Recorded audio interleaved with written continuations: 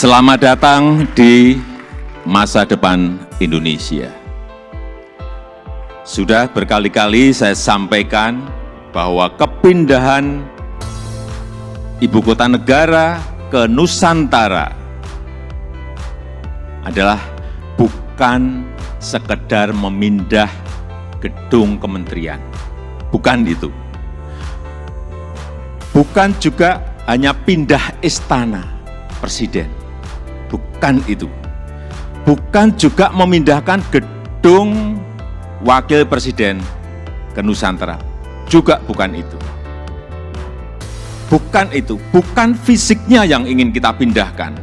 Tetapi yang ingin kita bangun adalah budaya kerja baru, mindset baru, dan IKN sebagai basis ekonomi baru.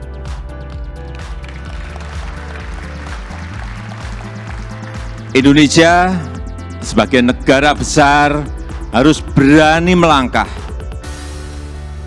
harus berani memiliki agenda besar, berani punya agenda besar. Dan ini untuk kemajuan negara kita, untuk kemajuan bangsa. Dan jika kita tidak berani transformasi dari sekarang sampai kapanpun, kita akan sulit jadi negara maju. Dan untuk keberlanjutan IKN Nusantara, ini juga sudah sering saya sampaikan, Bapak Ibu, sekali lagi, tidak perlu ragu, tidak perlu bimbang. Karena apa? Payung hukumnya itu sudah jelas. Payung hukumnya sudah jelas, yaitu Undang-Undang Nomor 3 Tahun 2022. Dan itu, ini juga kita harus tahu semuanya, itu sudah disetujui 93% dari fraksi-fraksi yang ada di DPR. Loh, kurang apa lagi? Kalau ada yang masih belum yakin, kurang apa lagi? Nanti sampaikan, kurang apa lagi? Jadi sekali lagi, sudah tidak perlu lagi untuk dipertanyakan. Ini ada Ketua MPR ada di sini, Pak Bambang Susatyo juga. Kembali lagi, kita ingin menghadirkan pembangunan yang Indonesia sentris, bukan Jawa sentris. Karena Indonesia ini bukan hanya Pulau Jawa. Indonesia ini memiliki 17.000 pulau, 514 kabupaten dan kota, 34 provinsi, yang terbentang dari Sabang sampai Merauke, dari Miangas sampai Pulau Rote. Dan ada tapinya, tapi saat ini 58% dari PDB ekonomi kita, dari ekonomi kita terpusat di Pulau Jawa, 58%. Kemudian populasi 56% atau sekitar 149 juta penduduk kita ada di Pulau Jawa, bermukim di Pulau Jawa.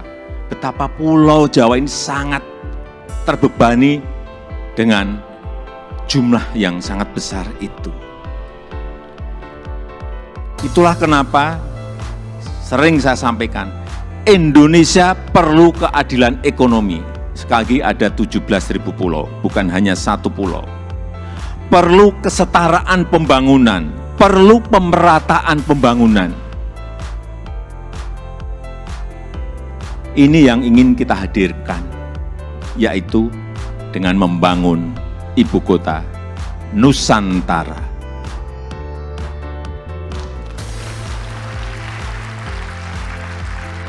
Nusantara adalah kota pintar masa depan yang berbasis hutan dan alam. Belum ada di dunia, belum ada. Tolong dicarikan, belum ada. Ini yang membedakan, ini yang nanti menjadi diferensiasi ibu kota kita dengan ibu kota negara-negara lain.